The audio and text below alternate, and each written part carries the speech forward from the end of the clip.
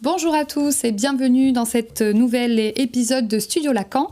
Aujourd'hui, notre plateau accueille l'historien Gabriel Martinez-Gros, spécialiste de l'histoire médiévale du monde islamique, pour nous parler d'un philosophe du XIVe siècle, peu connu en France, originaire de Tunis, et dont le nom est Ibn Khaldoun, également dit Khaldoun.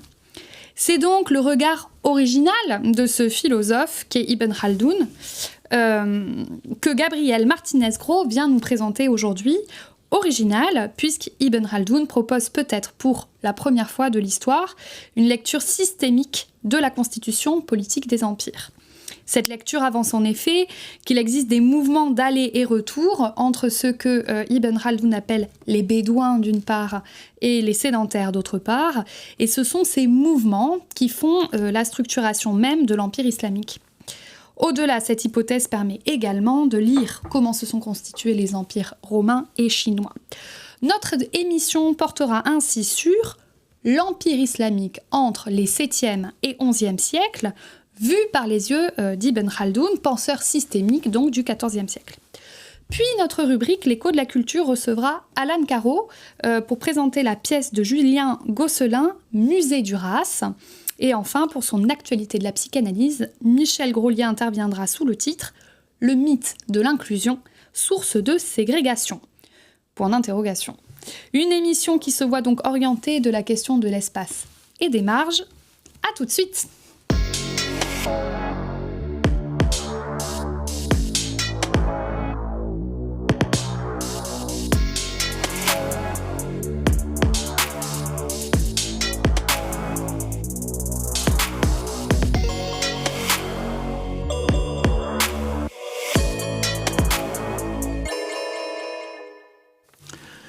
Cher monsieur Gabriel Martinez-Gros, vous êtes professeur émérite de l'Université de Paris-Nanterre, vous êtes spécialiste de l'histoire politique et culturelle du monde musulman au Moyen-Âge. Vous avez écrit un certain nombre d'ouvrages, spécialement d'une part sur Ibn Khaldoun et d'autre part sur le concept d'empire.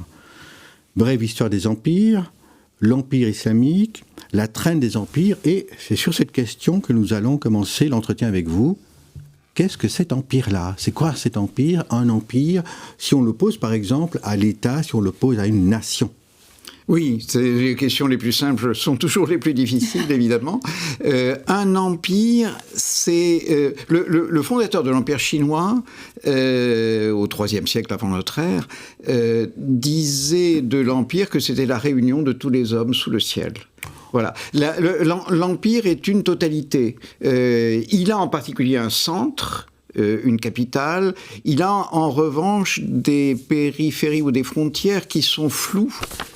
En fait, l'empire n'a pas de frontières puisque, par définition, puisqu'il est l'ensemble des hommes sur la Terre, il est l'ensemble de la civilisation possible sur la Terre, il n'a pas d'équivalent. L'Empire n'a pas de voisins, n'a pas d'autres voisins que les barbares qui lui fournissent leur violence pour lui permettre d'opérer, tout simplement, c'est-à-dire de maintenir sur ces populations une forme de domination utile à ces populations, qui assure leur prospérité et qui permet en outre cette violence de défendre ces populations qui sont spontanément, qu'il a spontanément mais très activement désarmées et donc qui sont en danger d'absence de défense immunitaire, tout simplement. Hein. On retrouve là, d'ores et déjà dans cette définition, finalement, j'ai l'impression, les thèses d'Ibn Khaldoun lui-même. Sur la marge, là, cette question du centre, voilà. Sédentarisé, civilisé, désarmé, voilà. et les marges, vous disiez, plus qui assure une forme de violence nécessaire. Pour l'Empire, la violence est un poison. Pour l'essentiel, l'Empire, au contraire de ce que pensent la plupart de nos contemporains, est une réalité profondément pacifique et même profondément pacifiante. Et elle est profondément pacifiante parce que le but de l'Empire, c'est la réunion, la mobilisation, l'extraction des surplus de la richesse productive des populations, par définition nombreuses, que l'Empire domine. Donc le but de l'Empire est économique, c'est peut-être la grande découverte d'Ibn Khaldoun, en quelque sorte. Découverte. C'est la grande mise par écrit de l'expérience politique qu'il pouvait avoir du fonctionnement d'un État. Lui dit État, hein, c'est nous qui disons Empire, pour les distinguer justement des États-nations. C'est intéressant. Hein. C'est-à-dire que nous sommes obligés de choisir un autre terme que celui d'État, qu'il utilisait lui-même, parce que nous n'appelons plus État la même chose. Et donc, pour le lecteur occidental, il est nécessaire de faire appel à d'autres concepts, et en particulier à ce concept d'empire qui est, pour l'essentiel, assez mal compris, puisque quand on dit empire en Occident aujourd'hui, on pense soit à Napoléon, soit à Hitler. Ce ne sont pas des références dans l'ensemble très, très plaisantes. Hitler surtout, bien sûr, soit aux empires coloniaux, qui ne sont pas à proprement parler des empires. D'abord, ils ont été extraordinairement éphémères, hein, ils ont duré quelques dizaines d'années, malgré l'importance qu'ils ont eue dans la vie des peuples colonisés, mais ils ne présentent pas tous les caractères que présentent les grands empires, c'est-à-dire l'Empire chinois, l'Empire romain et l'Empire islamique, précisément. Alors peut-être pour revenir à l'Empire islamique, comment lui s'est constitué? Quelle est la logique de l'Empire islamique? Alors, il s'est d'abord constitué parce que d'autres se sont constitués avant lui. Hein. Il a repris les traces, le chemin que d'autres avaient établi, avaient battu et débroussaillé avant lui, en particulier l'Empire romain et l'Empire perse. Hein. Il est l'héritier des deux premiers grands empires dans l'espace occidental du monde. L'espace oriental, c'est la Chine, qui a son propre empire, hein, à peu près contemporain d'ailleurs des empires perses et romains. L'empire perse, c'est 6e, 4e siècle, il a été détruit par Alexandre le Grand, mais Alexandre le Grand a pris sa suite, c'est-à-dire les Grecs ont pris la suite de cet empire perse, ont constitué un empire à peu près dans les mêmes territoires, hein, toujours la totalité des hommes qui vivent sur la Terre, hein, bien sûr. Et puis l'Empire romain, qui a légèrement décalé vers l'ouest le centre de cet empire gréco-perse, en quelque sorte. Et donc, l'Empire islamique a pris tout simplement la suite. Il a pris tout simplement forme impériale, tout naturellement forme impériale, puisque ces formes impériales existaient déjà dans les territoires qu'il a conquis. Et donc, voilà, c'est le moins énigmatique de ce point de vue des empires. Ce qui est énigmatique chez lui, c'est comment il a réussi. L'invasion arabe, au total, est une invasion barbare, comme celles qui ont affecté l'Europe occidentale, celle des Francs, des Burgondes, des Lombards ou des Visigoths. Comment il a réussi, au contraire des Francs, des Burgondes, des Lombards ou des Visigoths, à imposer sa langue et sa religion, alors que les Lombards, les Visigoths et les Francs ont adopté la langue latine et la religion chrétienne que nous allons appeler catholique de l'Empire romain, de leur vaincus. J'aimerais qu'on poursuive. Donc, vous parlez d'empire islamique. Oui. C'est-à-dire c'est articulé à une religion. Voilà. L'Empire romain, effectivement, il y a la religion, mais il y a surtout le droit. Oui. L'Empire romain, on voit bien, c'est le droit romain, il a constitué notre civilisation pendant 2000 ans. Eh bien, comment s'articule l'Empire, on va dire une entité politique, avec la religion islamique et quel est le type de religion que nous avons là? Ça n'est pas si différent. La vulgate historiographique veut que ce soit profondément différent. C'est-à-dire que une religion est née autour d'un homme, d'un prophète, du prophète, qui a rassemblé ses compagnons, qui les a lancés à la conquête de l'Empire, et ses compagnons et ce prophète ont imposé leur religion aux terres qu'ils ont conquises et incluses sous leur domination dans leur empire. En fait, la religion musulmane ne n'est qu'une fois l'empire constitué véritablement. Hein. Ah oui, c'est-à-dire... Et oui, c'est une des grandes polémiques d'ailleurs, hein, oui. Qui a affecté les études islamiques dans ces 30 ou 40 dernières années. C'est-à-dire, quand peut-on parler exactement de religion musulmane ? C'est ça. Est-ce avec Mohammed, avec ses compagnons, une quarantaine ou une cinquantaine d'années plus tard seulement, lorsque l'Empire est constitué, ou encore bien plus tard, comme l'ont dit certains qui ont été vilipendés comme des traîtres, des hérétiques ou des infidèles, bien plus tard, c'est-à-dire 1 ou 2 siècles plus tard, quand un monde de clercs, un monde d'intellectuels s'est constitué à l'abri de l'Empire, bien entendu, parce que seul l'Empire a les ressources, et les ressources d'abord matérielles et les ressources financières, pour faire vivre des gens comme vous et moi qui parlons et qui ne travaillons pas de leurs mains pour produire ce que nous mangeons tous les soirs. Hein, ce point-là est tout à fait décisif, c'est-à-dire qu'il y faut des intellectuels et des réseaux d'intellectuels, et ces réseaux d'intellectuels ne sont acquis que, on va dire dans le monde musulman, qu'à partir du 9e, 10e siècle, c'est-à-dire bien plus tard que le prophète qui a lui vécu au 7e siècle. Donc il y a d'abord un empire au sens politique du terme, et c'est à partir de la constitution de cet empire politique, je vous entendais sur une émission expliquer que finalement Mahomet avait créé les conditions de la conquête des territoires. Voilà. Et ce n'est qu'une fois qu'il y a eu la conquête des territoires, c'est-à-dire qu'il y a eu un empire politique et géographique, que la religion elle-même musulmane a pu... Qu'on a raffiné le message, si vous voulez, et qu'on en a fait véritablement avec ces débats et ces conflits, par exemple le chiisme, le sunnisme, hein, ça n'apparaît véritablement que 100 ans, 150 ans après Mohammed, dans les termes où les choses se sont posées ensuite pendant les siècles du Moyen-Âge. Ces choses-là viennent très tard par rapport à la révélation, à l'apparition du prophète lui-même. Donc le prophète, en effet, a créé les conditions, ou certaines des conditions nécessaires à l'élaboration d'une religion très intellectualisée à partir du 9e, 10e siècle, aussi intellectualisée qu'elle peut l'être dans le monde, que peut l'être le christianisme, j'entends, dans le monde chrétien. On ne s'étonne pas que...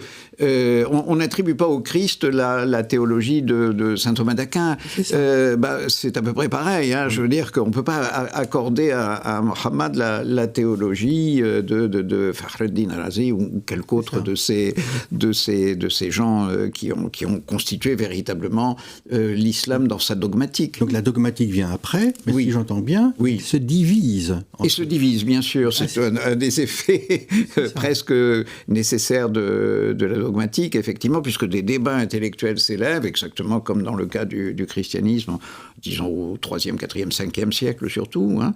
Et dans l'islam, c'est plutôt au 9e, 10e siècle que ces débats intellectuels cristallisent et assez rapidement autour du choix entre... d'abord un choix politique. Hein. Au départ, ça n'est qu'un choix politique entre la descendance d'Ali et l'aristocratie mécoise qui refuse la domination d'Ali et de la famille du prophète. Une question de domination aussi. Il y a une question au départ purement politique, et cette question politique devient ensuite une question intellectuelle. Et alors beaucoup plus étrange, beaucoup plus raffinée. C'est-à-dire que ce que disent ou ce que commencent à dire les chiites à partir du 9e siècle, pas avant, guère avant, hein, c'est que le Coran a un sens apparent et il a un sens réel.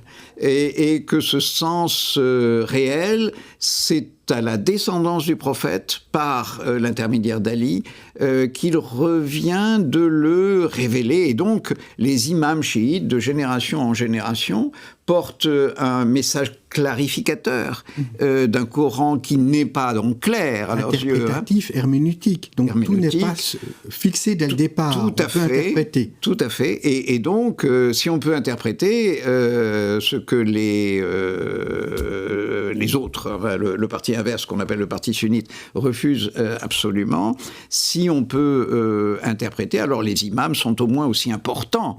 Les interprètes sont au moins aussi importants que celui qui a révélé le texte brut, mais dont le sens n'apparaît pas. C'est-à-dire, le Coran est infini, disent les chiites, et comment serait-il infini ? Il y a pourtant un nombre de lettres et un nombre de mots tout à fait finis, évidemment, dans le Coran. S'il est infini, c'est que ses sens sont infinis. Et donc, il appartient aux imams, donc à la descendance du prophète, de révéler quel est le sens À un moment donné, d'ailleurs, il est possible que le sens change et qu'en apparence, les imams se contredisent, voire même qu'ils contredisent leur ancêtre, le prophète. Mais ce qui est le plus important et le plus scandaleux pour les sunnites, d'où l'attachement des sunnites à la personne de Mohammed, dont on constate malheureusement tous les jours les effets, c'est que, évidemment, cette vision des choses va considérablement minimiser le rôle de Mohammed, le rôle du prophète, puisqu'il augmente le rôle des imams, de ses descendants. Je voulais revenir à la figure d'Ibn Khaldoun. Alors, qui c'est Ibn Khaldoun? Parce qu'en France, nous ne le connaissons pas très bien. Quelle est sa théorie? En quoi est-elle novatrice? Qu'est-ce qui vous a tant plu, finalement, chez ce penseur du XIVe siècle? Ça ne date pas d'hier. C'est vrai. Alors donc, un homme du XIVe siècle, né à Tunis, mort au Caire, donc dans le monde de langue arabe, il faut le préciser, parce que à son époque, déjà, les 2/3, à peu près, du monde musulman, entre l'Irak actuel et les Indes, où les musulmans ont déjà très largement pénétré, parlent persan. Je veux dire que la langue de culture, c'est déjà le persan. Et donc, lui appartient au vieux monde, si j'ose dire, au tiers du monde, qui va de la Syrie au Maroc, ou de la Syrie à l'Espagne musulmane, ou ce qu'il en reste. Il n'en reste pas grand-chose, déjà, c'est le petit royaume de Grenade. Voilà, donc il ne parle pas d'autres langues, d'ailleurs, il ne parle pas le persan. Alors, qu'est-ce qui m'a attiré chez lui? D'abord parce que c'est quelqu'un qui a été très reconnu, mais dans l'Europe du 19e et du début du 20e siècle, c'est-à-dire dans une Europe que les Arabes d'aujourd'hui assimilent à la colonisation.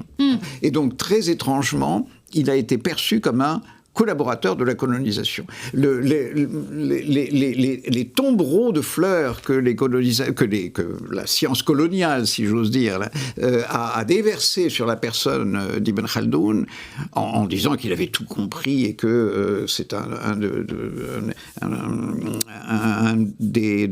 nos collègues qui vivaient en Algérie avant 1962 et qui disait il n'y a rien à ajouter à Ibn Khaldoun sur l'histoire du monde islamique tel que je la connais, sinon quelques notes de bas de page. Et alors, quelle est-elle, cette thèse d'Ibn Khaldoun sur le monde islamique? Cette thèse, elle est d'abord une thèse, comme je vous le disais tout à l'heure, économique. C'est-à-dire qu'il est le premier à faire le lien, que Machiavel, par exemple, ne fait pas, et que Montesquieu encore fait à peine, entre l'état d'une société et l'état du pouvoir.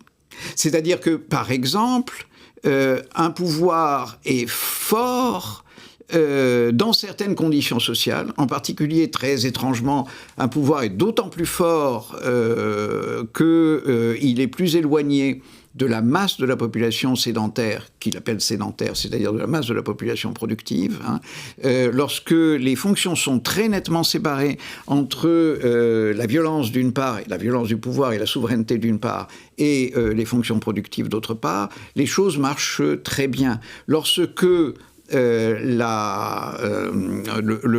cancer de la civilisation, car très étrangement, comme me le dit un de mes amis chez Ibn Khaldoun, on ne tombe pas dans la barbarie, on tombe dans la civilisation.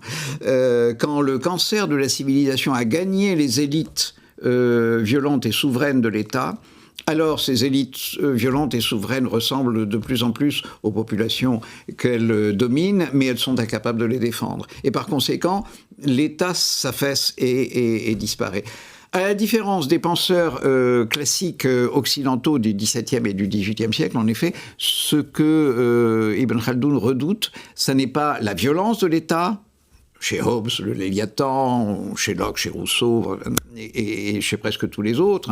Il s'agit de consentir à l'État le moins de pouvoir possible pour éviter l'oppression qu'il exerce sur ces sujets. Ce que Ibn Khaldoun craint, c'est juste le contraire, c'est la faiblesse de l'État. C'est-à-dire que finalement, il faut un peu de violence, selon Ibn Khaldoun, un peu de violence, voilà. Pour que la civilisation continue elle-même. C'est ça le paradoxe. C'est ça le paradoxe, parce que la civilisation éradique constamment la violence dont elle a besoin. C'est ça.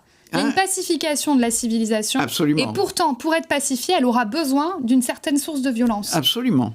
Absolument. Il faut que, exactement comme vous prendriez tous les soirs un peu du poison qui vous permet de vivre, ça s'appelle un médicament, enfin en général, l'État doit reprendre un peu du poison de la violence que pourtant, dans le reste de la génération qui suit cette ingestion, il va s'efforcer d'éradiquer, et il va réussir d'ailleurs à éradiquer, puisque en général, l'État, le mécanisme même de l'État et de la civilisation, désarme la petite minorité qui assure les fonctions de violence et de souveraineté à son sommet, et donc peu à peu, ces maîtres tombent victimes de la civilisation qu'ils défendent. Et où ils retrouvent la violence alors? Vers qui ils se tournent pour... Alors, c'est un des problèmes.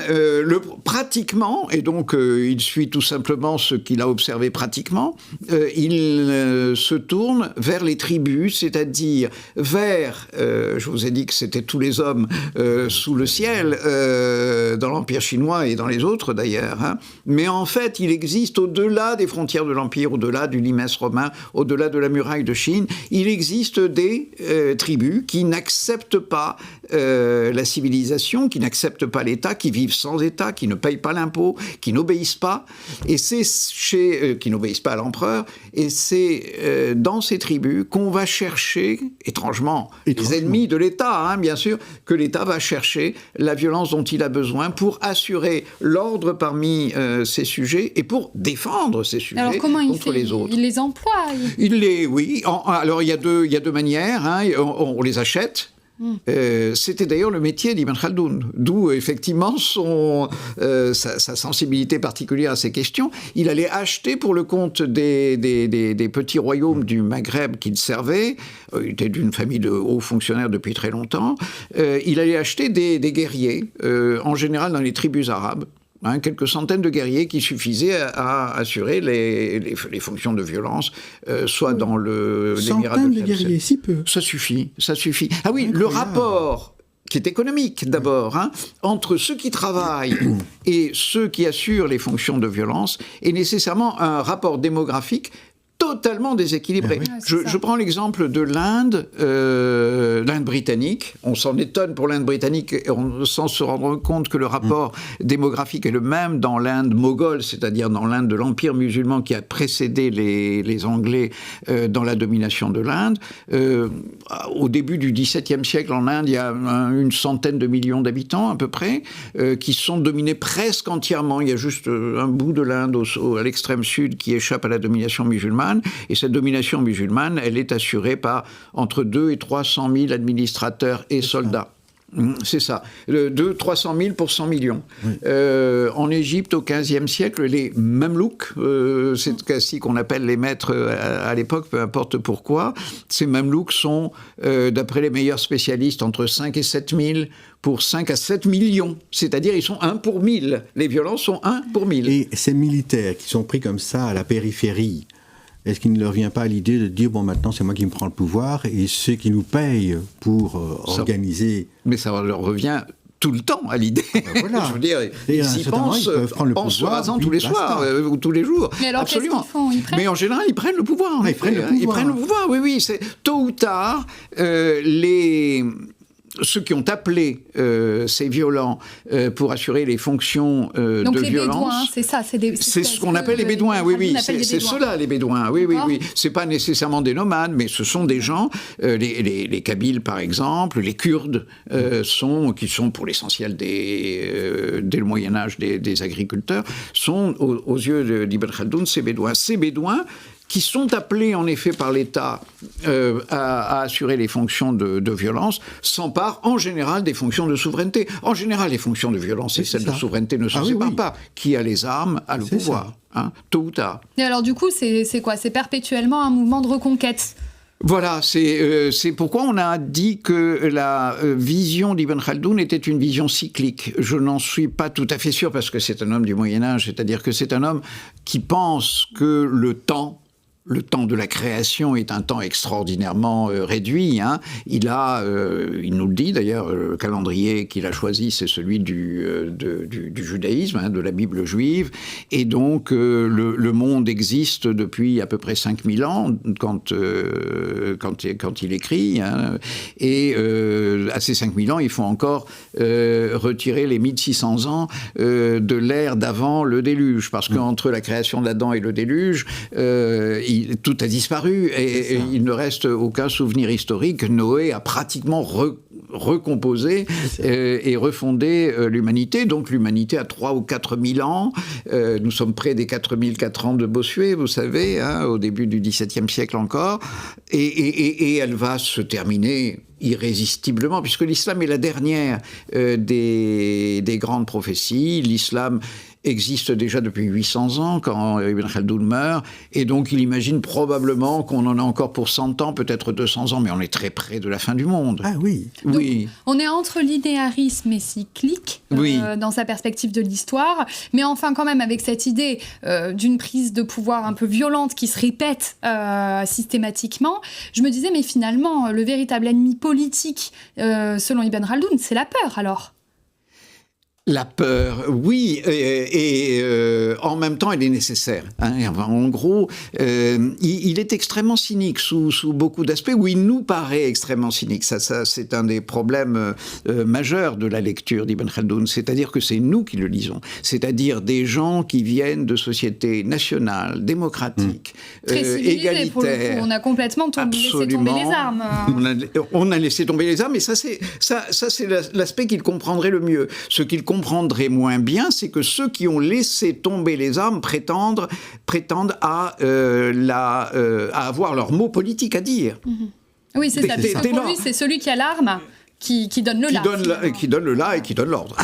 Je vous ai lu, je disais à Jean-Claude sur Freud, vous dites quelque chose autour du malaise dans la culture, vous dites finalement la civilisation, c'est l'éros qui a gagné sur Thanatos, et c'est pas forcément pour le mieux. Oui. Et je me disais, est-ce que finalement, c'est pas le concept de jouissance proposé par Lacan qui permet de dépasser cette antinomie, c'est-à-dire qu'il rend compte que dans tout Eros, il y aura un peu de Thanatos. Oui. Et alors, très curieusement, Ibn Khaldoun le dit. Il dit que il dit quelque chose qui pourrait préparer ce que vous dites là. C'est-à-dire, il dit, écoutez, il y a le pouvoir, et donc la violence, a une durée extrêmement courte au total. Elle est très rapidement mangée par la civilisation. En revanche, l'extension de la civilisation, l'extension du nombre des hommes, enfin quand il n'y a pas la peste, puisque lui est contemporain malheureusement de la peste, malheureusement pour lui, l'expansion du nombre des hommes, l'expansion de la richesse est absolument indéfini, il n'y a pas de limite. Et c'est d'ailleurs un des problèmes qui fait que la tribu, qui est extrêmement limitée dans ses solidarités, ne correspond pas au monde économique. Hein. Elle correspond, le cas échéant, au monde politique et violent, mais elle ne peut pas correspondre au monde économique dont l'élargissement constant est trop grand. Alors, il y a quand même, dit-il, que une ou deux ou trois limites à cette expansion extraordinaire de la richesse et de la civilisation qui est le propre de l'humanité.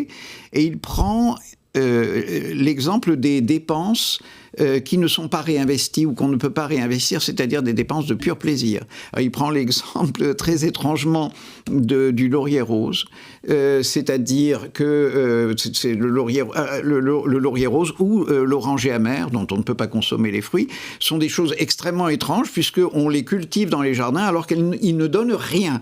Ils sont là juste pour le plaisir. Et en apparence, c'est absurde dans une civilisation qui n'est pas si différente de la nôtre, où le réinvestissement des gains est la condition de l'expansion de la prospérité. Et puis, il prend l'exemple de l'homosexualité. n'hésite pas, outre que l'homosexualité est très, très gênante parce qu'elle, le cas échéant, elle dérange les lignées, on ne sait plus très bien qui est le fils de qui, mais le problème fondamental, c'est que l'homosexualité est un investissement de pur plaisir qui ne donne pas d'enfant, le plus souvent, à son époque en tout cas.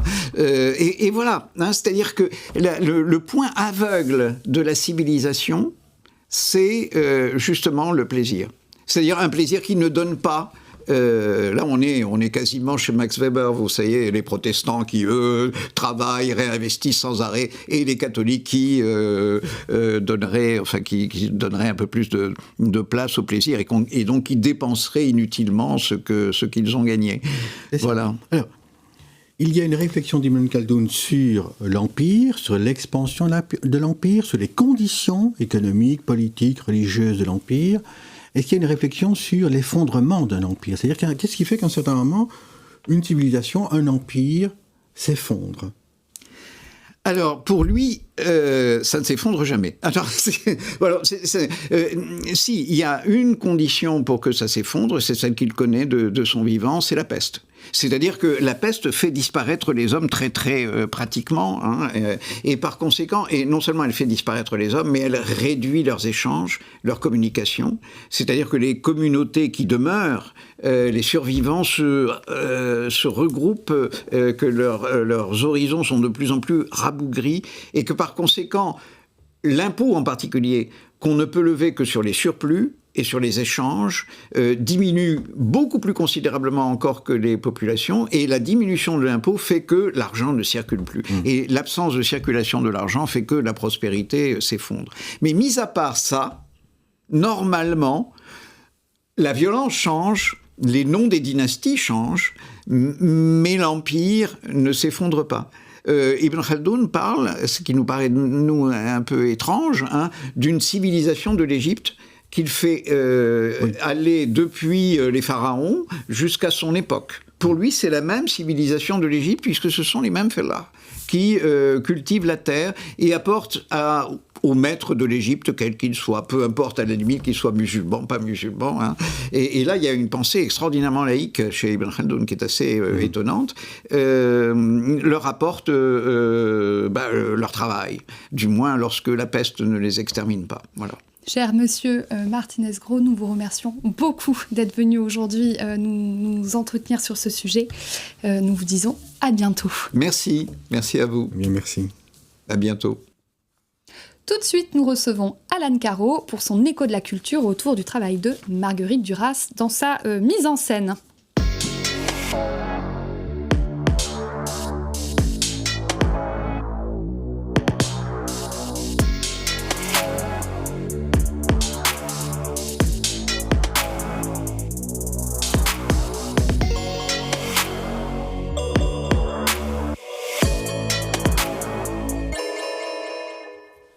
Bonjour Alan Caro, vous êtes membre du dispositif jeunesse. Quel écho de la culture venez-vous donc faire résonner pour nous aujourd'hui? Alors Julien Gosselin, directeur du théâtre de l'Odéon à Paris, depuis l'été 2024, a mis en scène en novembre dernier Musée Duras, un spectacle de fin d'études pour la promotion du Conservatoire national d'art dramatique. Un spectacle de 10 heures, avec 11 tableaux différents pour les 11 textes de Marguerite Duras que Gosselin a choisi. La scénographie minimale utilise un dispositif où le public se fait face en bifrontal, au centre duquel les comédiennes et comédiens, tour à tour, interprètent les personnages et filment, puisqu'il y a aussi des écrans où sont projetées les images tournées en direct sur scène. Et donc, il a appelé son spectacle Musée Duras. La référence au musée est très surprenante pour du théâtre. Oui. Mais dans cette expérience-là, ce n'est pas si antinomique avec du spectacle vivant. D'abord, peut-être parce que 10 heures de représentation, c'est éprouvant pour les interprètes et pour le public. Ce qui est donné à voir et à entendre est saisissant. Il m'a semblé aussi qu'il y avait dans ce spectacle un écho à Lettre à 3 fantasmatique dont Lacan parle dans son hommage en 65. La triangulation amoureuse, si présente dans ces textes, s'éprouve grâce au dispositif lui-même. On est spectateur, mais tout aussi bien regardé par ce qui se joue devant nous, en étant parfois filmé, parfois allongé sur le plateau, ou bien assis, tournant le dos à la scène, mais la regardant à travers l'écran de la vidéo. Si c'est un musée, le spectateur fait partie du tableau. C'est ça. Le regard occupe donc une place centrale, mais vous disiez aussi que quelque chose est donné à voir. Évidemment, grâce aux voix des comédiennes et des comédiens qui sont remarquables et qui font résonner les textes de Duras d'une manière très impressionnante. Sans oublier la musique live, qui tient une place essentielle. Mais c'est aussi grâce à certains tableaux qui font entendre ces écrits dans une autre langue, ou avec des voix modifiées électroniquement. Par exemple, le monologue bouleversant de la comédienne dans La maladie de la mort est dit en partie en arabe. Et la pièce se termine avec L'homme atlantique, où la voix de la comédienne qui déambule au milieu du public est déformée par l'autotune, presque inaudible. Or, le texte est projeté, donc on peut le lire au rythme de la voix qui devient pure matière sonore. En y repensant, je me suis dit ça, que c'était une séparation très nette entre le sens du texte qui se lit et la matière sonore. C'est très lacanien, ce qui s'entend dans ce qui se lit, et cela s'éprouve. Mais c'est très durassien aussi. Dans Écrire, elle dit que c'est le train de l'écrit qui passe par votre corps. Il me semble que Julien Gosselin a réussi à traduire cela. Ça a quand même pas l'air d'être très facile de monter Duras au théâtre. Hein. Non. En effet, il dit lui-même que le théâtre abîme la littérature, que le passage dans les corps est souvent une simplification du texte. C'est étonnant de la part d'un metteur en scène. Mais c'est néanmoins ce qu'il partage avec Duras, pour qui le jeu, dit-elle, n'apporte rien. Il faut porter le texte hors du livre par la voix seule. Ce théâtre-musée fait exister les mots de Duras depuis ce point d'impossible. Je pense qu'avec son travail, Gosselin à son tour a rendu à son œuvre un très bel hommage. Magnifique. Bon, cher Alan, bien merci pour votre écho de la culture et à très bientôt. Tout de suite, nous recevons Michel Grolier, psychanalyste, pour nous parler de ce qu'il propose d'appeler le mythe de l'inclusion.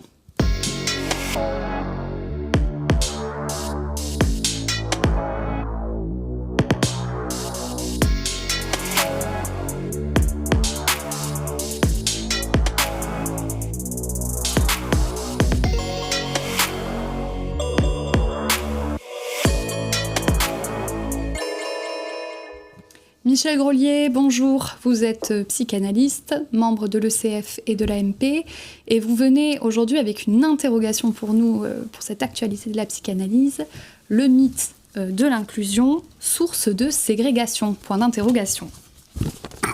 Oui. Alors, l'inclusion comme souhait de permettre à tous de participer à la cité a été un des mouvements marquants du XXIe siècle naissant. En France notamment, l'inclusion scolaire pour tous s'est imposée à travers lois et décrets, tous à l'école, sans exclusion. Cela relève d'un imaginaire égalitaire où le pour tous viendrait égaliser les positions subjectives et éliminer les exclusions. Un ensemble pour tous. Qu'en pense la psychanalyse ? Alors, depuis Freud, la psychanalyse a mis en évidence cette donnée peut-être contre-intuitive que notre prochain n'est pas obligatoirement aimable et que la fraternité n'est pas si évidente. Pour le sujet, l'autre est un concurrent et paradoxalement, sa résistance est ce qui freine notre agressivité. C'est la dimension imaginaire du collectif. Dans Malaise dans la culture, Freud doute de la solution des discours religieux à universaliser l'humanité. Le pessimisme de Freud, d'ailleurs, précède la Grande Dépression, puis l'arrivée au pouvoir des nazis. Il y développe l'ambivalence des pulsions Eros et Thanatos et l'importance du surmoi, qu'il précise d'ailleurs dans ce texte. Il y a donc dans la société des ensembles qui regroupent les sujets et qui rentrent parfois en concurrence avec des effets imaginaires d'appartenance. L'instance héritée de la construction du sujet qu'est le surmoi vient réguler la haine de l'autre. L'autre qui prive ou sanctionne et utilise cette tension contre le sujet. D'ailleurs, le paradoxe que notre Freud est que cette tension enfle au fur et à mesure que le sujet s'y soumet. C'est-à-dire que le surmoi est d'autant plus féroce au sujet que celui-ci cherche à satisfaire toutes les contraintes. Freud a ainsi l'idée qu'à l'agressivité, à la haine, à la ségrégation, il s'agit d'opposer une résistance décidée à l'appui du savoir et de la culture. Ainsi, pour Freud, la civilisation, la culture n'est pas un long fleuve tranquille. Elle ne tient et ne progresse que par la résistance assurée par certains. Un vaste programme. Et alors, qu'en dit Lacan ? Alors Lacan, en introduisant une répartition entre symbolique, imaginaire et réel, nous permet d'entendre en logique la question de la ségrégation. Dans sa fameuse proposition de 1967, il expose son projet pour l'école freudienne de Paris. Dans la version publiée, il s'étonne notamment de la tentative de Freud lui-même soumis à une ségrégation scientifique et politique, de créer une société psychanalytique universelle, tous dedans. Or, Lacan rappelle que l'universel ne s'oppose pas à la ségrégation. Au contraire, c'est pour Lacan le poids du réel qui se manifeste là. Ceux qui viennent s'affronter au réel, par exemple les psychanalystes, ne peuvent éviter l'effet de ségrégation. On s'en rend compte. Donc pour Lacan, pas d'ensemble universel des psychanalystes, même si cela entraîne une certaine ségrégation. À celle-ci, il faut, comme le préconise Freud, opposer une résistance pour la contenir. Ne pas céder. Cela, Lacan le formalise dans la question de la sexuation, pas tous entièrement dans l'ordre phallique.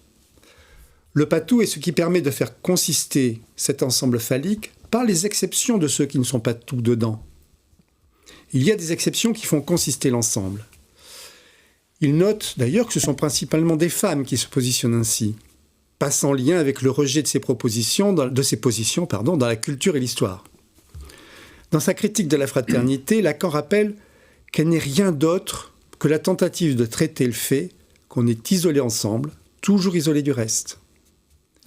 L'universalisation, en visant un égalitarisme au fondement imaginaire, provoque, par les ratages qu'introduit le réel lui-même, de plus en plus des effets de ségrégation. Le retour sur le devant de la scène sociale du racisme en est une trace. Ainsi, à la place de l'universalité attendue, ce sont de nouveaux bords, limites auxquels sont confrontés ces groupes, ces utopies. Ce sont ces enfants, par exemple, qui multiplient les demandes, les aides, les aménagements, les orientations, que l'école n'arrive plus à accueillir et qui ne trouvent plus de place dans la multiplicité des dispositifs proposés. Dispositifs d'ailleurs qui ne cessent de se multiplier dans une tentative de toujours vouloir inclure tous les sujets dans un système régulé et calculé. L'inclusion, un mythe universalisant, non ? Oui, c'est la difficulté. L'inclusion se veut pour tous les enfants à l'école. Or, l'universel produit toujours un rebut, des rebuts, et donc de la ségrégation. Dans un texte publié dans la revue Mentale 24, Le salut par les déchets, Jacques-Alain Miller met en avant la politique du patou que propose la psychanalyse, celle de la singularité, de la subjectivité, avec quoi chacun doit composer dans la construction du lien social. Un pour tous, ça produit des exceptions, échecs, voire rebuts de l'universel, exceptions qui se retrouvent exclues des circuits. Un ensemble qui se veut accueillir tous les sujets est impossible. Le projet d'accueillir tous les sujets à l'école tend à ignorer cette dimension. Et en effet, nous en voyons les stigmates. Rejet de certains qui ne peuvent supporter l'ensemble, expulsion, mise à l'écart. Ces sujets viennent faire résonner le réel de leur position dans ce système qui tente de se boucler entre symbolique et imaginaire et provoque ainsi des effets de ségrégation. Échec de l'utopie du pour tous. Ainsi, ce mythe moderne de l'inclusion, comme solution rêvée à la ségrégation, révèle son versant délétère. Travaillant avec des structures pour enfants, des services de l'éducation nationale, c'est ce que je ne cesse d'entendre. Ce qui ne peut être supporté dans ce grand ensemble, c'est le réel auquel ont affaire certains enfants et qui viennent provoquer rejet de la part des intervenants, des familles, des autres enfants. Toutes ces manifestations qui mettent à mal la volonté des acteurs de ce système et qui entraînent bien des exclusions, virant rapidement à la ségrégation. Le mouvement est maintenant d'inscrire dans ce grand ensemble des partenaires, comme les nouveaux dispositifs des établissements médico-sociaux, à la fois dedans et dehors, rendant floues les limites même de l'ensemble. avec cette équivalence, le risque qu'a tous les vouloir en son sein. L'école, comme la grenouille qui se voulait aussi grosse qu'un bœuf, ne finissent mal. Michel Grolier, merci beaucoup pour votre intervention. Nous remercions également Gabriel Martinez-Gros et Alan Caro pour aujourd'hui. Et nous disons à la semaine prochaine à tous les téléspectateurs de Studio Lacan, 18h30.